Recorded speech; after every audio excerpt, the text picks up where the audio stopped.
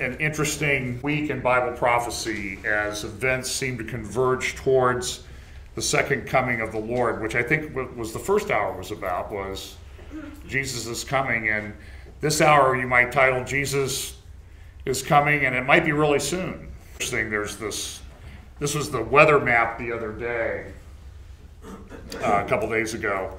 Look at the West Coast out there. It's just everything above 100, and the dark red's above 110. Some temperatures, I think it hit 129 or 130 in Death Valley, and the highest temperature ever recorded on the planet was in 1913 in Death Valley at 134. I'm not sure what the difference between 134 and 130 is. It's a dry heat though in Death Valley. So my water heater heats to 140. Okay. That's like walking around. You wouldn't want humid air at 134, I don't think. We talk a little bit about the economy. Just a quick update on this. This is the latest update on student debt, student loan debt in the United States. $1.1 trillion. Average is $27,000. 1 in 8 have over $50,000 in student debt. And the average price is about what it would take to put a down payment on an average home in the United States. And this is what happens when government says, you know the old saying, one of the scariest things, who was it? Oh, it was Ronald Reagan. The government, I'm from the government and I'm here to help. That ought to scare you to death, because this is what the government did. They made a lot of free money available, cheap money available to people. And so what happened? Price of college went up, so that at a lot of institutions now, you go to a place like the University of Minnesota, you have over a couple hundred people that make over $200,000 a year.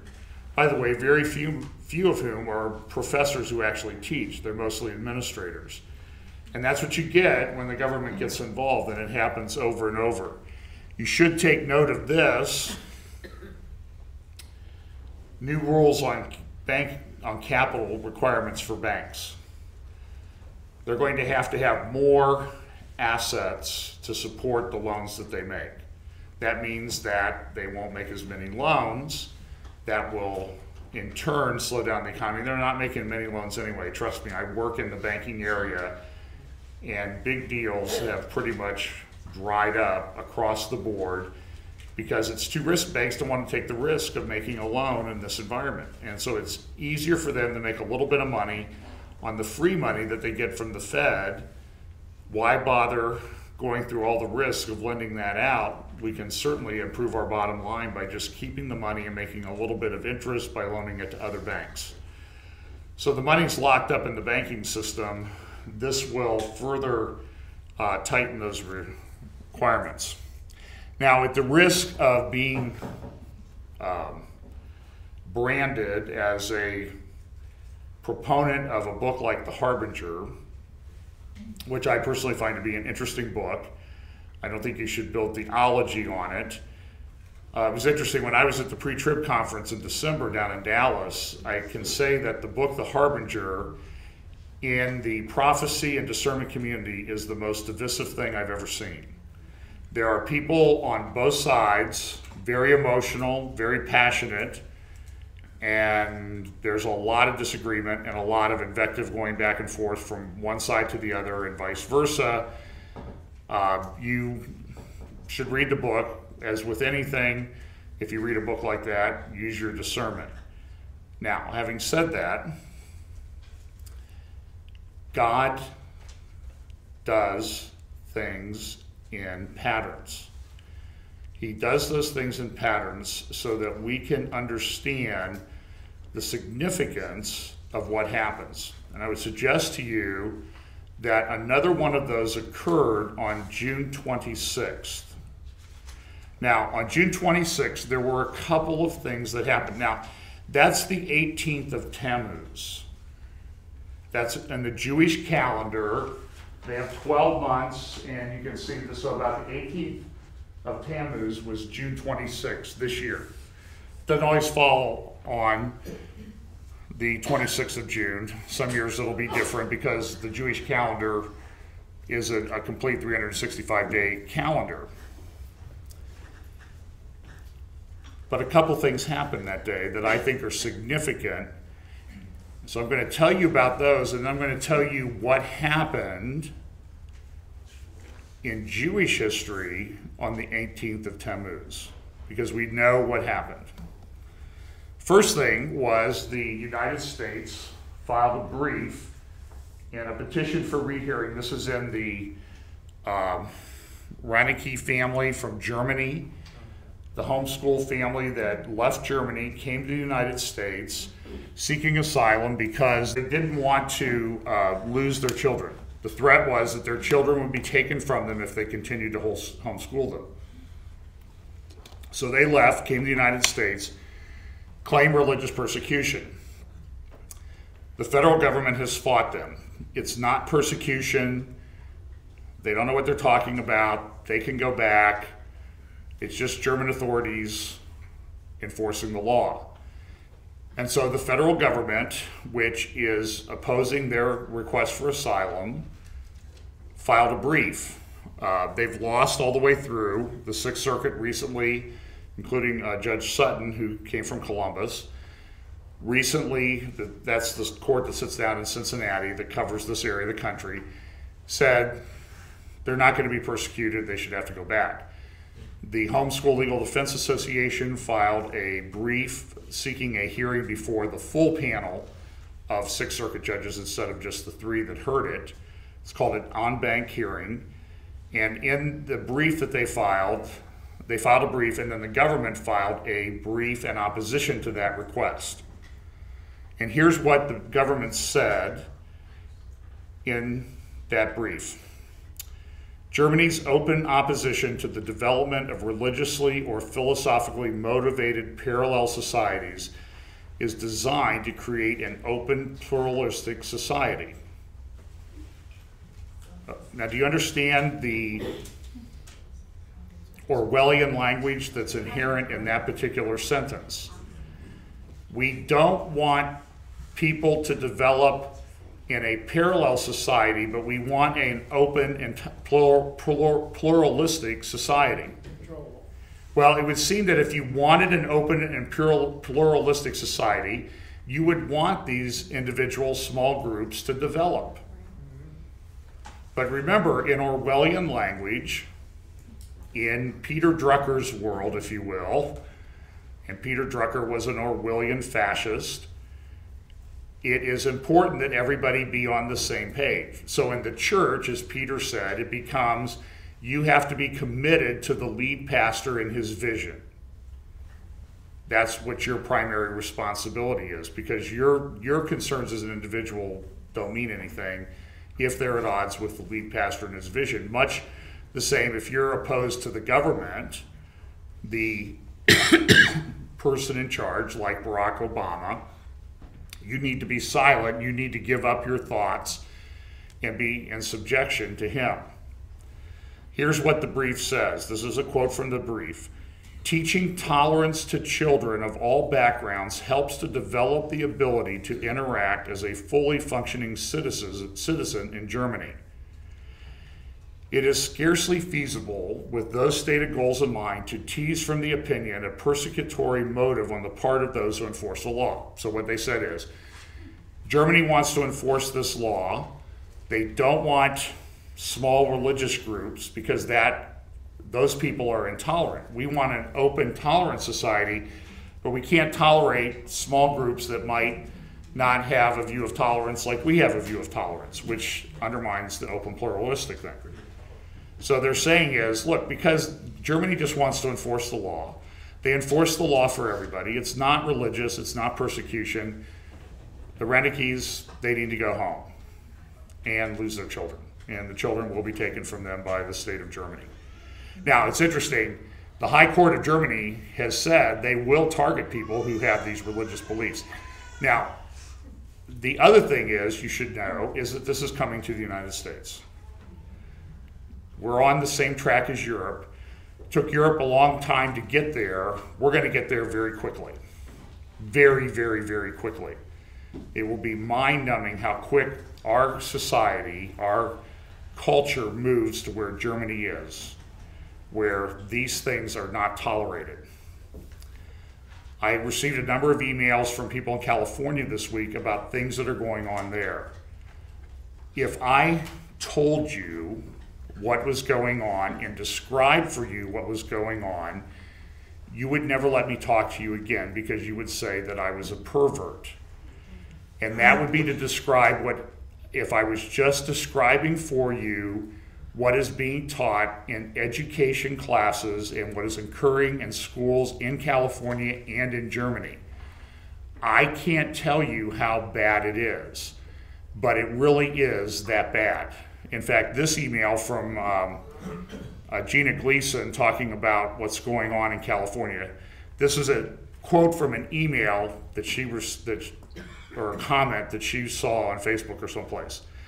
This is somebody talking about why people should not be allowed to homeschool children. In light of the direction the state and nation is going, we're becoming more tolerant and open, should it even be legal for a parent to teach their children things that are not against the law? Thus, you're religious, but you shouldn't be allowed to teach your children that it's wrong for men to marry men or women to marry women. You shouldn't be allowed to teach your children that abortion is wrong because abortion is legal. So Christians, shut up and get with the program. Continues. Wouldn't that kind of indoctrination be hateful? There should be a law against that even if it happens in the home. What kind of a home would that child be in? The authorities need to prevent that kind of child abuse from happening. You know, telling your kid that same-sex attraction is wrong, that's abuse in my book. And that's the direction that this is all going. And it's time for us to support parents that have children and for parents to really double down on training your child in the way which they should go. This is very much what happened to Daniel and the people of Judah when they were carried away to captivity in Babylon. They had been educated and trained and were strong enough to resist the entreaties of the king as to what they should and should not do, including worshiping the idol constructed on the plain, the statue. But that type of thing is coming to America. It's already in Europe, and this is coming from secular fascists. Now, sometimes it's very difficult to distinguish secular fascists from Islamic fascists. They are cut from the same cloth. That's why they seem to be on the same page so often. Well, if we got mail, then we would get hate mail about that one. The other thing that happened on June 26th was this. This is a picture of the Supreme Court, and we know that there was, we talked a lot about this last week, the ruling that supported, that said same-sex marriages, what's going to happen is same-sex marriage will be okay everywhere. And laws will be invalidated. Now, I know that there's a proposal already floating around Ohio to overturn the 2004 vote of the people to make marriage only between a man and a woman in the state of Ohio. Former Attorney General, I think he was a Republican, Jim Petro, is one of the guys who's introduced that. There was some talk about that just the other day. It's coming. They will continue to vote until they get the vote the way they want.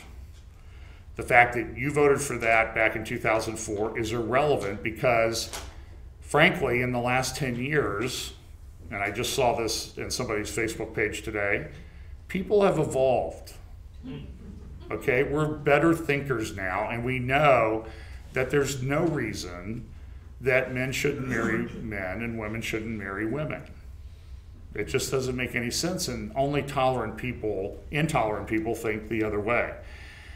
Now, the picture of the people coming down the steps of the Supreme Court, on the other side of the building is an interesting relief, and that is Moses with the law. So much for separation of church and state, huh, at the Supreme Court. Do you know that June 26th is the 18th of Tammuz? That was the day that Moses came down the mountain with the law from God and saw the children of Israel worshiping the golden calf, the idol of their own making, completely against everything that they had learned about God, there in Sinai. Same day. So same day that Moses came down and saw the people worshiping a God of their own making, people descended from our Supreme Court steps and said, God's law about marriage between a man and a woman is null and void. I don't think that the timing of that is any mistake. Should also know that June 26th was the 10th anniversary of the decision that said that laws banning homosexual acts between adults are null and void. So, okay, enough for that. Middle East. It is an interesting week. We're going to focus mostly on Egypt this week, because that's where most everything happened. And you would think that everything calmed down in Syria this week, because you didn't hear anything about Syria because Egypt is melting down. On Hugh Hewitt's show the other day, he interviewed the New York Times correspondent John Burns, one of the leading foreign correspondents in the world, probably a center-left guy politically, but this is what Burns had to say in his interview with Hugh. Now, John Burns, you've seen a lot in your various postings around the world, and of course you went through the horrific years in Iraq, and you've served in Afghanistan for your paper as well. Right now we have Syria in the middle of this brutal, terrible, deadly civil war, Libya melting down, Iran with maybe a different kind of election, I don't know, but Egypt on the brink. Have you ever felt that the center is not holding as effectively as the center is, as so thoroughly as the center is not holding now? No, and something else that I feel, and this is for me something of a change. I've always felt that the principal stabilizing force in international affairs is the United States, and that the U.S. has a tremendous capacity to influence matters for the better. I don't actually feel that is likely to be the case in the affairs of the Middle East, because I think what is happening is absolutely seismic and is beyond the influence of Western governments. There may be some things we can do, there are some things we can do to mitigate the miseries that are involved, but I've convinced myself, at least over the last 10 years, that any attempt by the West to dictate or lead an outcome is doomed to failure. You'll remember during the Mubarak uprising that President Obama sent a former ambassador over with a mixed message, and that blew up in his hands. And this time he seems to be intent on saying nothing. Is that, in your estimate, John Burns, the best course, to say nothing?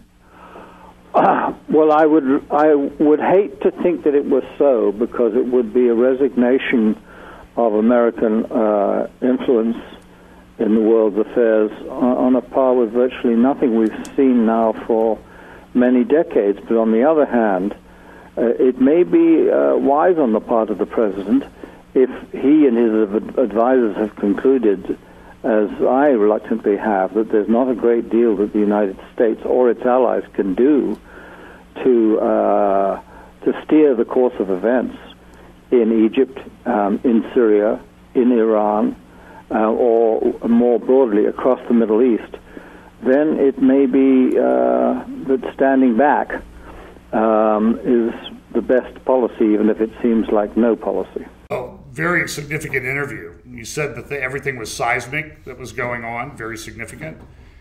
They'd never seen anything like it, and that the United States, even though we're still considered to be the world's only superpower, there's very little, if anything, that we can do to change things. It seems like it's out of control. I would suggest to you that it's unfolding perfectly according to God's plan. And that ought to be exciting for all of us. So all these countries that are having major problems this week, let's just focus a little bit on Egypt and what's happening. Egypt is in a state of meltdown. The Muslim Brotherhood, democratically elected president of Egypt, was arrested this week. He's being held in custody, and there were, at some estimates, between 24 and 30 million Egyptians that were out on the streets protesting last week. To have a similar size demonstration in the United States, we would have to have about, so we have about 300 million people. We would need to have about 120 million people on the street. About 40% of the people were out protesting in Egypt. They didn't like it. And they didn't, but you need to understand they did have elections last year, and and you might see the term that Morsi's party got 52%. That's true. But Islamist parties got 74% of the vote. Now, everybody always said, well, maybe it won't be so bad because these people they don't have the military, and the military is now taking control again. But there's 74% of the people that voted, and they had turnouts of in excess of 90% in the last election, that are upset because their guy is out. Al-Qaeda has said there's been dozens of people killed in protest. They've gotten Morsi in custody. They arrested the highest-ranking Islamic cleric of the Muslim Brotherhood. Al-Qaeda has said they're going to launch a jihad against the military. They don't know exactly what's going to happen. There's massive demonstrations, both pro Morsi government and against the Morsi government going on. They want to get out the Islamists. That's what the military wants to do. And there's, as I said, dozens have been killed in street clashes just over the last couple of days.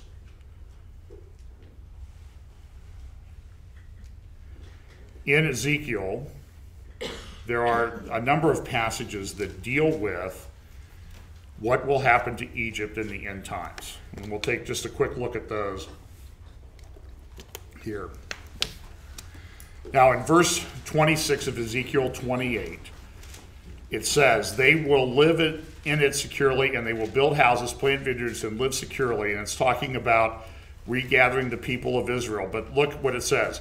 When I execute judgments upon all who scorn them round about them. A couple comments about that in just a moment.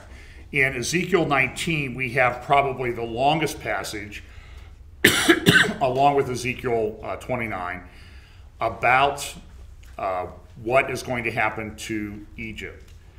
Now, you saw the news reports. Let's look at what the Bible said, what Isaiah said, writing about 750 BC. So that would be, what, 2,800 years ago, Isaiah wrote.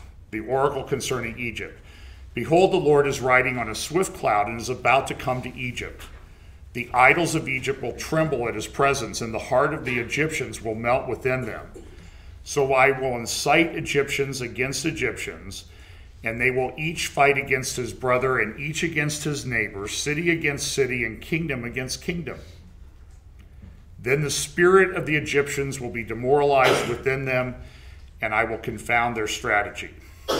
That sounds very much like what you saw on the headlines of newspapers all over the world this week. It continues in verse 4 of Isaiah 19. Moreover, I will deliver the Egyptians into the hand of a cruel master, and a mighty king will rule over them. Now, having studied this a little bit this week, my conclusion is that that cruel master, that mighty king that rules over them, is the Antichrist. It talks about a battle in Daniel chapter 11, which we will talk a little bit about next week as part of our study on Revelation 17, that the king of the north, which I believe is the Antichrist, comes against the king of the south, which is Egypt, always identified as Egypt in Scripture. In the end times, he comes into Egypt to take spoil, and then he goes back, moves his troops back to the beautiful land, to Israel. I believe that that is an indication that at some point, I think maybe not in the not too distant future, the Antichrist will invade Egypt and take it over and subject the people to cruelty unlike they've ever seen before. And then it also has some other prophecies, though, about what's going to happen to Egypt. Look at this, verse 5. The waters from the sea will dry up, and the river will be parched and dry. The canals will emit a stench, and the streams of Egypt will thin out and dry up. The reeds and bulrushes will rot away. The bulrushes by the Nile, by the edge of the Nile, and all the sown fields by the Nile will become dry, be driven away, and be no more. Remember that. Verse 8, and the fishermen will lament, and all those who cast a line into the Nile will mourn, and those who spread nets on the waters will pine away. Moreover, the manufacturers of linen made from comb flax and the weavers of white cloth will be utterly dejected. What's one of the big exports of Egypt, by the way? Cotton. And the pillars of Egypt will be crushed. All the hired laborers will be grieved in soul. Now, over at Ezekiel 29, it talks some more about what's going to happen with the river. And Egypt is completely dependent upon the Nile. The Nile is its lifeblood.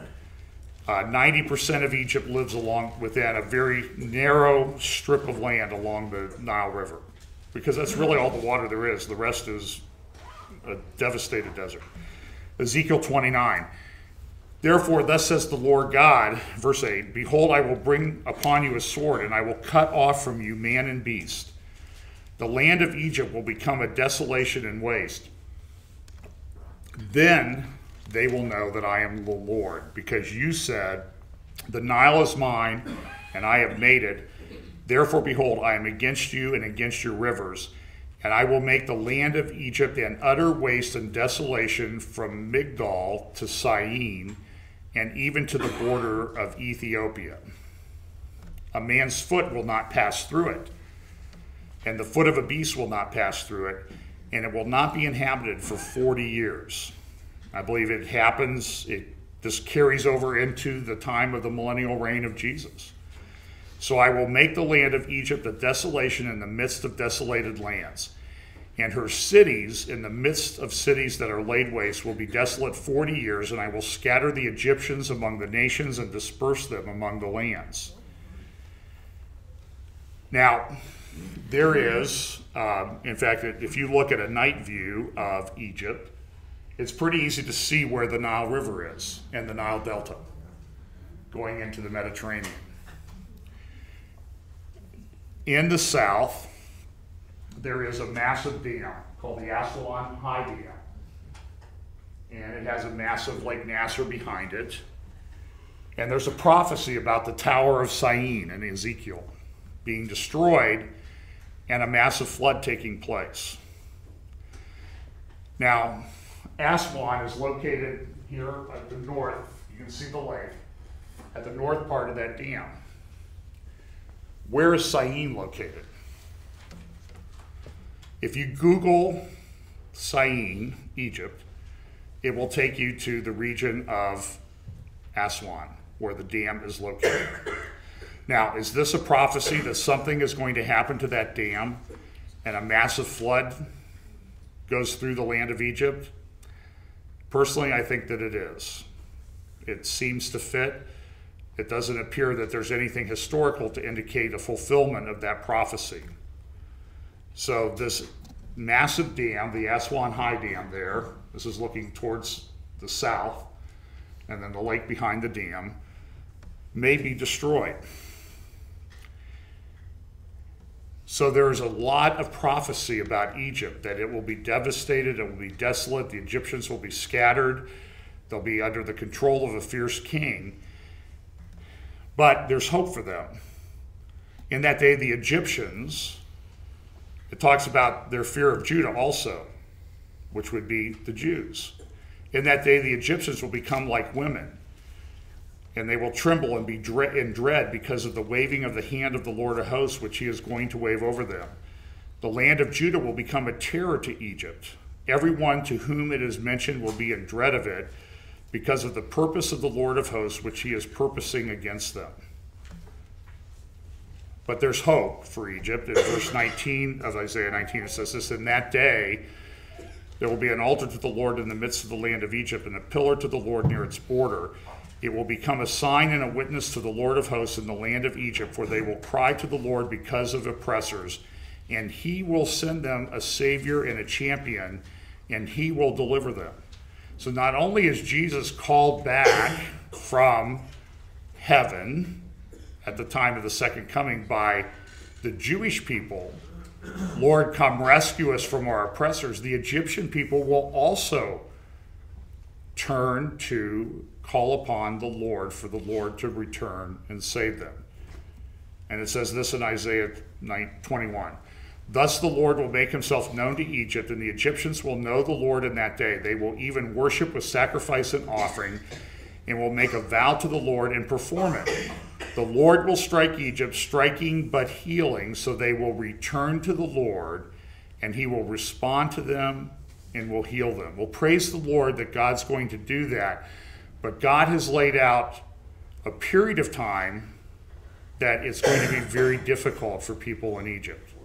But the purpose is to get them to turn back to the Lord.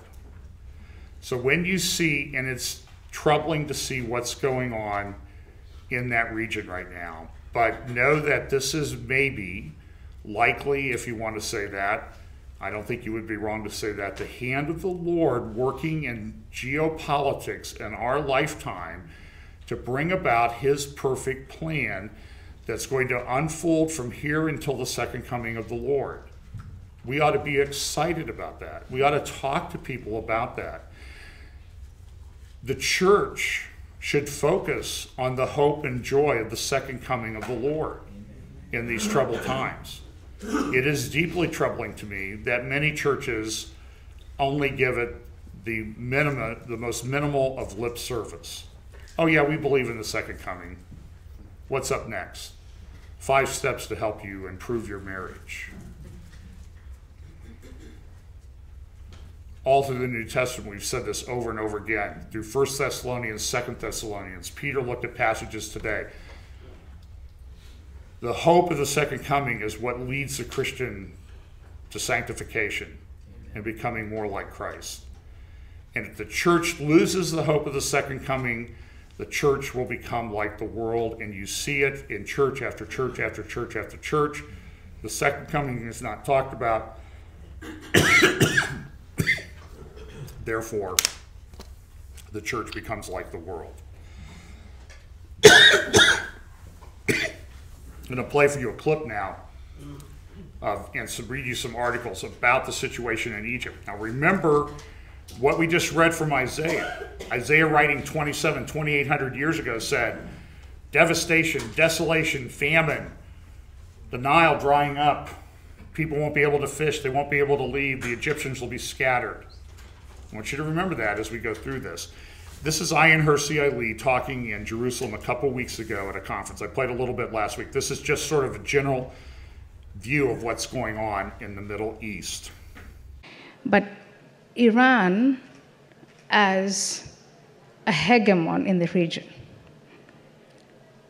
See, if America decides to get out of the region, that doesn't bring in stability. It also doesn't bring in what those commentators and lobbyists are trying to do in the United States, which is if we leave Muslims and Arabs alone to their business. They're going to sort it out and somehow to come to a conclusion.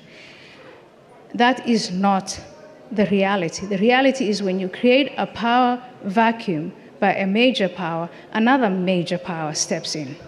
Iran is destabilizing Iraq. Iran is completely embedded in the politics in Syria. Iran has a regime in place that believes more in what comes after death than in life. Iran is a regime, not the people, but the regime is a political entity I would not trust to develop a nuclear weapon, let alone have it.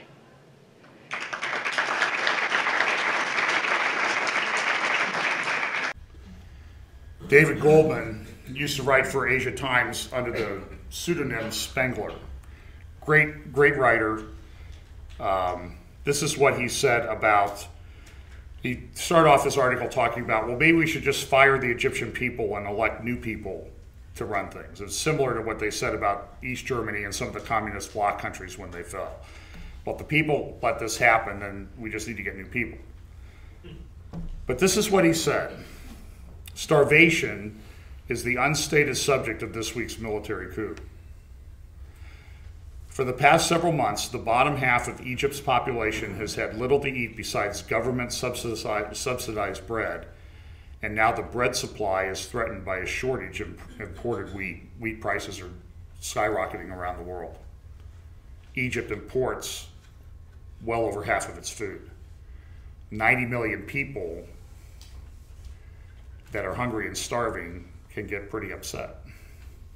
Malnutrition is epidemic in the form of extreme protein deficiency in a country where 40% of the adult population is already stunted by poor diet, according to the World Food Program. It is not that hard to get 14 million or 23 million or 30 million people into the streets if there is nothing to eat at home. No one should mourn the Brotherhood, a totalitarian organization with a Nazi past and an extreme anti-Semitic ideology. The notion that this band of Jew-hating jihadi thugs might become the vehicle for a transition to a functioning Muslim democracy was perhaps the stupidest notion to circulate in Washington in living memory. And that notion, by the way, had bipartisan support. But it was instigated by Barack Obama. When he went to Egypt, we've talked about it, we've played the clips over and over, June 4th, 2009, and he gave that speech at which he insisted that the banned Muslim Brotherhood at that time be given front row seats at Al-Azhar University. This is a Barack Obama revolution. The power vacuum that's being created in Iraq is a Barack Obama thing.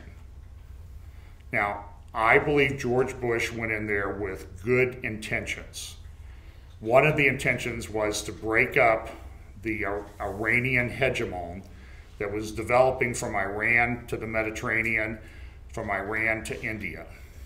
So that's why we went to Afghanistan, to block that. It's sort of like what you do in football. You have blocking patterns. We went to Iraq. But now that we're removing ourselves from Iraq and Afghanistan, Iran is on the ascent at the same time that they're developing nuclear weapons. All of this plays perfectly well into the prophetic plan laid out by the ancient prophets of Israel millennia ago. You are, I believe, seeing it unfold right before your eyes. Caroline Glick, who will be at the Friends of Israel conference on July 26th in Winona Lake. It's free. Go ahead and go. Pray for her salvation. Israel's reviled strategic wisdom. Listen to what she says. The American foreign policy establishment's rush to romanticize as the Arab Spring the political instability that engulfed the Arab world following self-immolation of a Tunisian peddler in December 2010 was perhaps the greatest demonstration ever given of the members of that establishment's utter cluelessness about the nature of Arab politics and society. Their enthusiastic embrace of protesters who have now brought down President Morsi and his Muslim Brotherhood regime indicates that it takes more than a complete repudiation of their core assumptions to convince them to abandon it.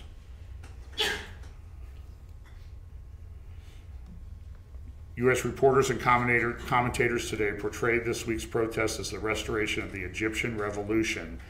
That revolution, they remain convinced, was poised to replace longtime Egyptian leader and U.S. ally Hosni Mubarak with a liberal democratic government led by people who use Facebook and Twitter. Subsequently, we were told that the revolution was hijacked by the Muslim Brotherhood, but now that Morsi and his government have been overthrown, the Facebook revolution is back on track, and again, they are wrong. That's our political elites. As was the case in 2011, the voices of liberal democracy in Egypt are so few and far between that they have no chance whatsoever of gaining power today or for the foreseeable future. At this point, it is hard to know what the balance of power is between the Islamists, who won 74% of the vote in 2011 parliamentary elections, and their opponents. But it is clear that their opponents are not liberal Democrats. They are a mix of neo-Nazist, fascist, say that real fast a few times, communists, and other not particularly palatable groups. None of them share Western conceptions of freedom and limited government.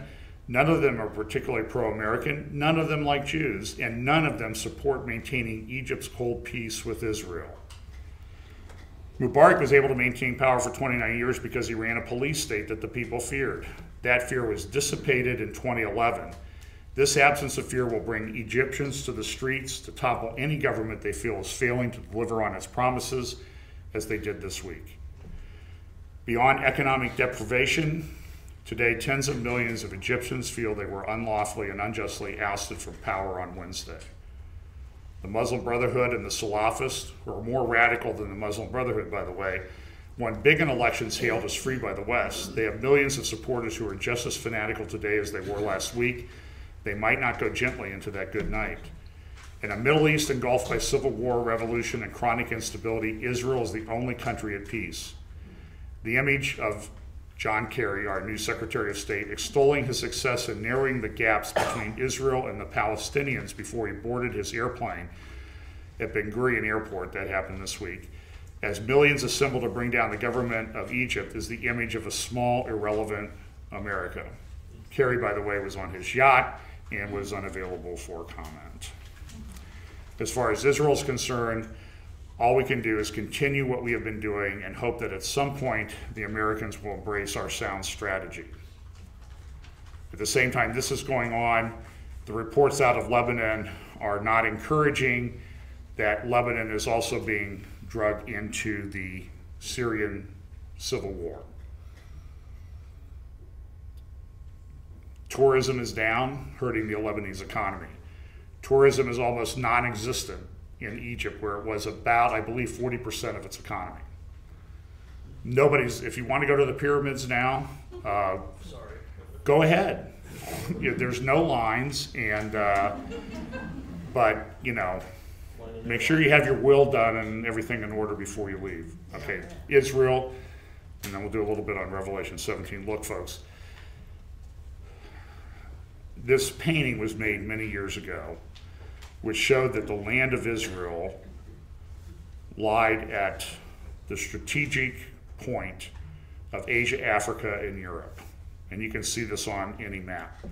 The land bridge between those major continents of civilization all is right there. Israel's in the middle of it.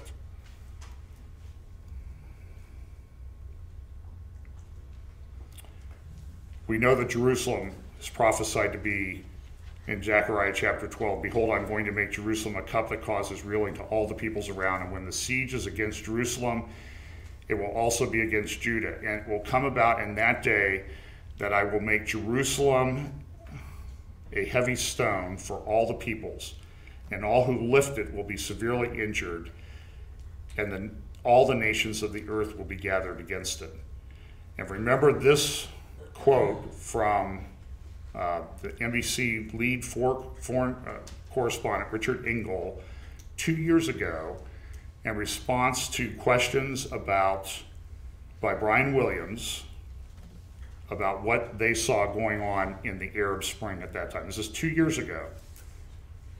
You're back here in New York for a few days. The question I've seen most people ask you, where does this all end? This whole movement in the Middle East, and I'm worried about it, because while people in the region deserve more rights and they want more rights and they're embracing more of the will of the Arab street, well, the will of the Arab street is also ferociously anti-Israel, against Israel. And there's many people who believe that if you empower the Arab street, and the Arab street wants to see a war or wants to see more justice for the Palestinians, that down the road, 3 to 5 years, this could lead to a major war with Israel.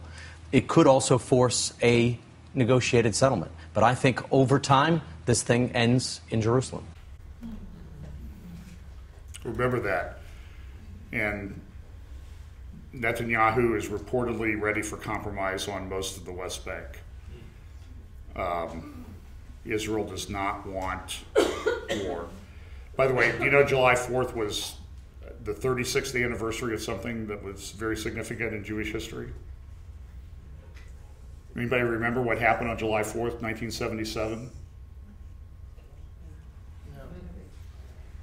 Benjamin Netanyahu's brother was killed, Yoni Netanyahu, Oh, and that's rescue. in the rescue operation on Entebbe in Uganda, where they rescued the Israeli hostages. I'm going to play a short clip of Dor Gold, and then we'll move on to Revelation 17. You need to understand a little bit of history, though, to understand what Dor Gold's talking about. Dor Gold's the former ambassador to the United Nations from Israel. Good friend of Bill Koenig, very open to talking to people, Christians and everything, when they're in Israel. This is a map of the Middle East. This is the Sykes-Picot Agreement. This is the map that was attached to the Sykes-Picot Agreement in 1916.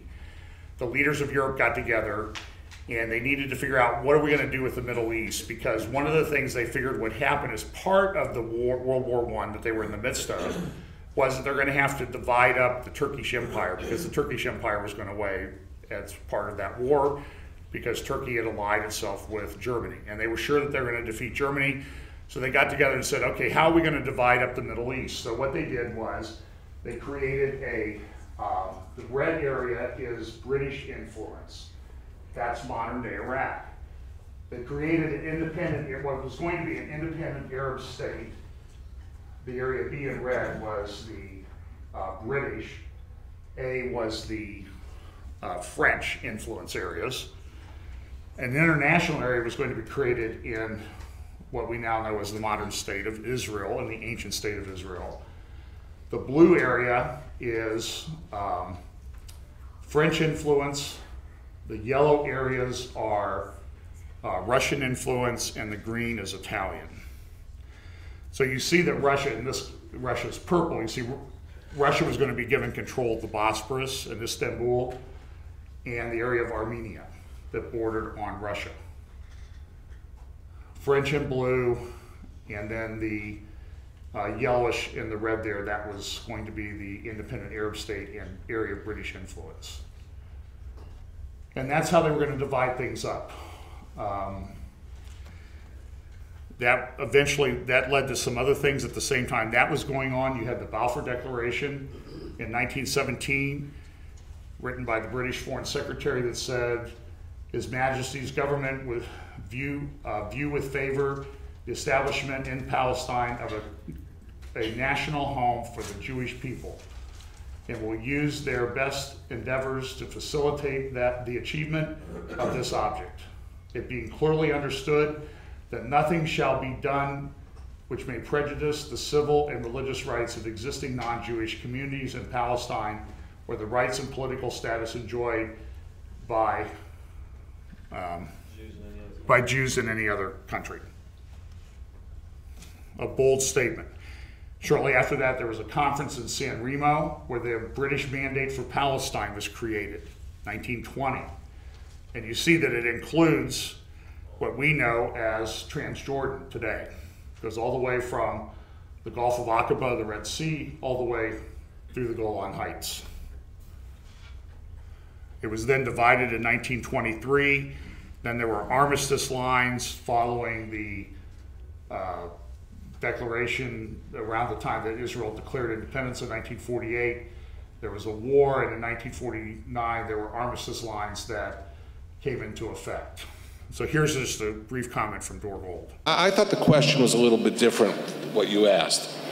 You know, should we sit and wait or should we act? So I interpreted what the question was as, should we move forward with an arrangement with the Palestinians now, or should we wait until we get clarity about the direction the region is going in?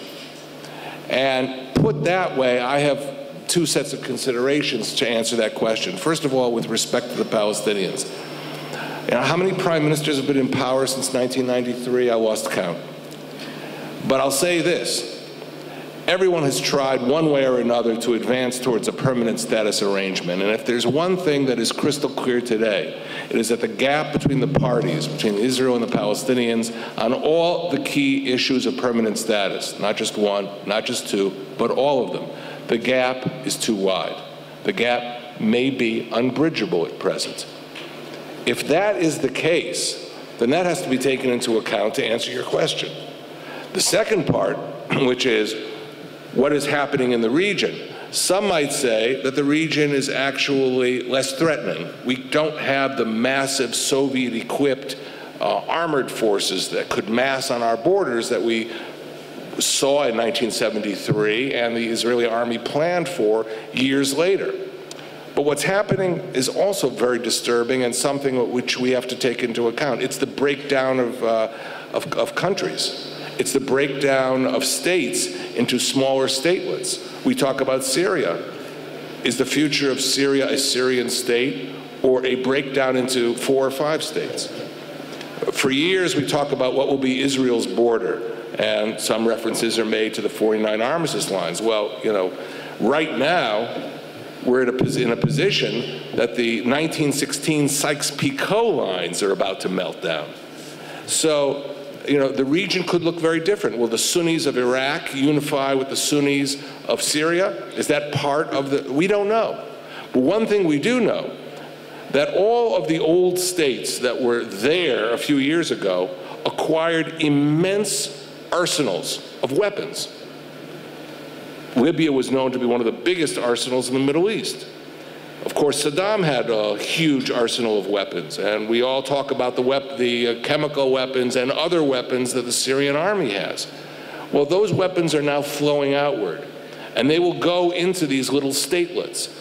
And so both the non-governmental terrorist organizations as well as the statelets could pose serious problems to Israel and to our other neighbors.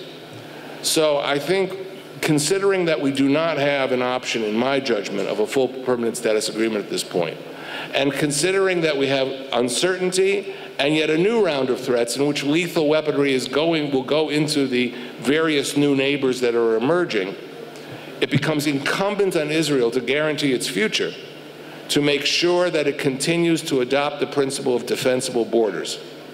If Israel were, for example, to leave the Jordan Valley, that would be a national disaster. And much of the weaponry, for example, shoulder-fired missiles to take down aircraft, would begin to flow into the West Bank. They are now in the Gaza Strip. They are not in the West Bank. And that's only one example of how the immediate strategic environment could be changed if we made a mistake and assumed that we could go all the way in making the kinds of concessions that have been talked about in the past. To summarize, what is important to recognize is, first of all, that if we go diplomatically forward, and I would recommend going diplomatically forward, on more limited types of agreements. But secondly, that diplomacy for more limited type of agreements must be based on maintaining Israel's defensible military situation and not assuming that in this new era we can let down our guard. Thank you. He also goes on to talk about Iran developing a nuclear weapon. Well, let's take a quick look at some things of Revelation 17. Just by way of review, we're going to go for another 10 minutes.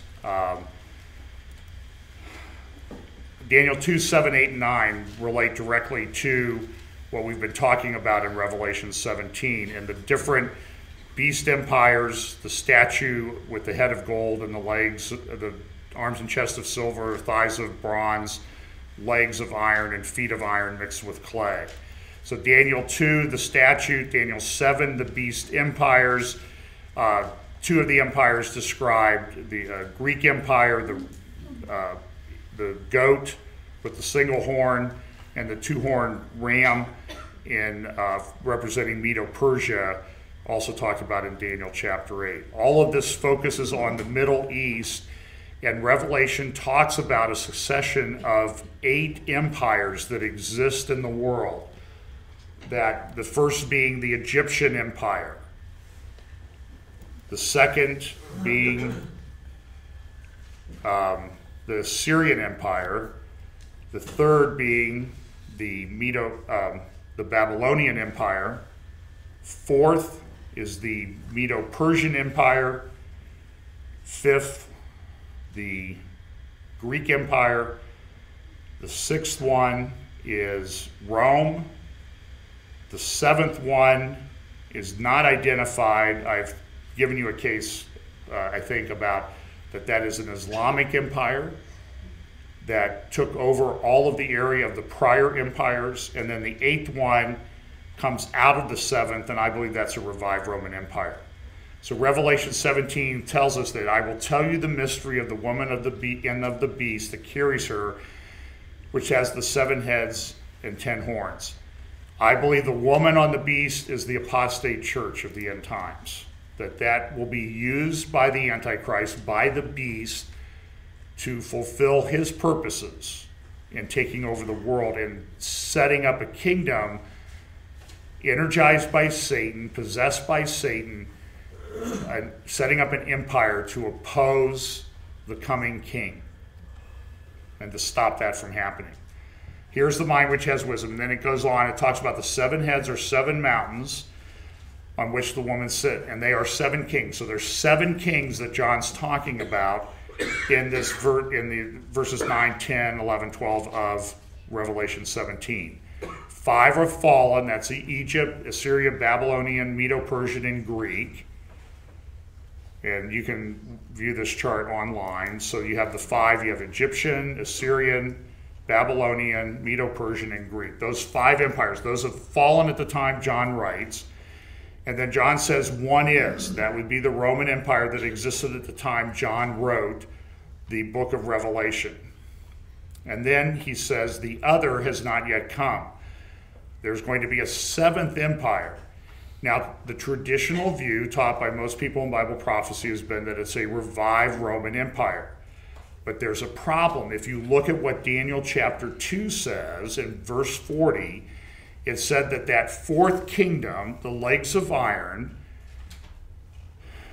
and as iron crushes and shatters all things, so like iron that breaks in pieces, it will crush and break all these in pieces. So those legs of iron, that 4th kingdom, which I believe is in 2 phases because of the 2 legs and the 2 feet and the 10 toes, that is a representation of what John refers to in Revelation 17 as the 7th and 8th empires. And it crushes and breaks all these in pieces, meaning all the prior empires referenced in Daniel chapter 2. That would be the Babylonian Empire, the Persian Empire, and the Empire of Alexander. So all those empires will be crushed by this 7th beast. It will crush and break all these in pieces. Now, the traditional view of the Roman Empire, if you look at the land area taken over by the Roman Empire, you will see that it does not take over the area of Persia. That area was not taken over. But there was an empire that did. It came out of Mecca in the 7th century under Muhammad, and it spread rapidly. By 732, it was knocking on the door of Paris. And there was a battle at Tours in 732 AD. And that was the caliphate, the first caliphate. That eventually was replaced by yet another caliphate. Here's what that land area looks like. So the seventh empire would be the Islamic Empire. And it tells us that the empire that's there will be a divided empire, divided kingdom. And we know that there's a civil war going on right now in the Middle East between Sunni and Shia Islam. There's a lot of different sects in Islam, but the two main ones are Sunni and Shia. And they're at war. Iran represents the Shia. They want to get their arc of influence all the way to the Mediterranean. The Sunnis in Saudi Arabia and Egypt are opposing them, and everything is melting down in the Middle East. And it says in verse 43 of Daniel chapter 2, and in that you saw that the iron mixed with common clay, they will combine with one another in the seed of men. And that word for mixture in verse 43 is Arab. Now, does that mean it's the Arab people? I think the answer is yeah, you bet it is.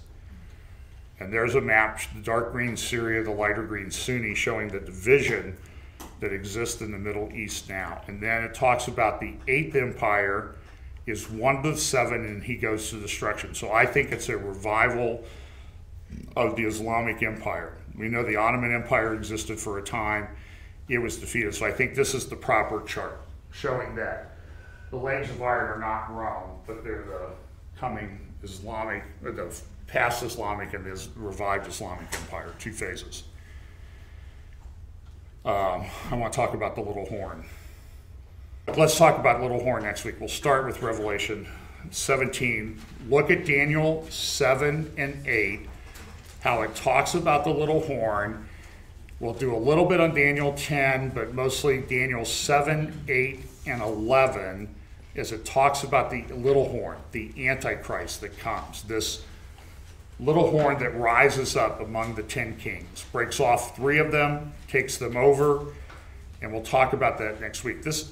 Look, the world is set up for all of this to happen, and all of this could unfold in very quick order. Remember what Richard Ingalls said 2 years ago when he was interviewed by Brian Williams, that in 3 to 5 years there could be war between the Arabs and Israel. Well, we're 2 years closer to that.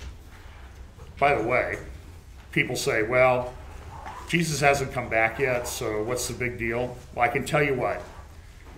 Israel was founded was miraculously reborn in 1948. That was a very clear sign that we were in the end times. And we're 65 years closer to the return of the Christ than we were in 1948. That's what you should take away for it. So thank you for coming. We will see you next week, Revelation 17, Little Horn. Thank you.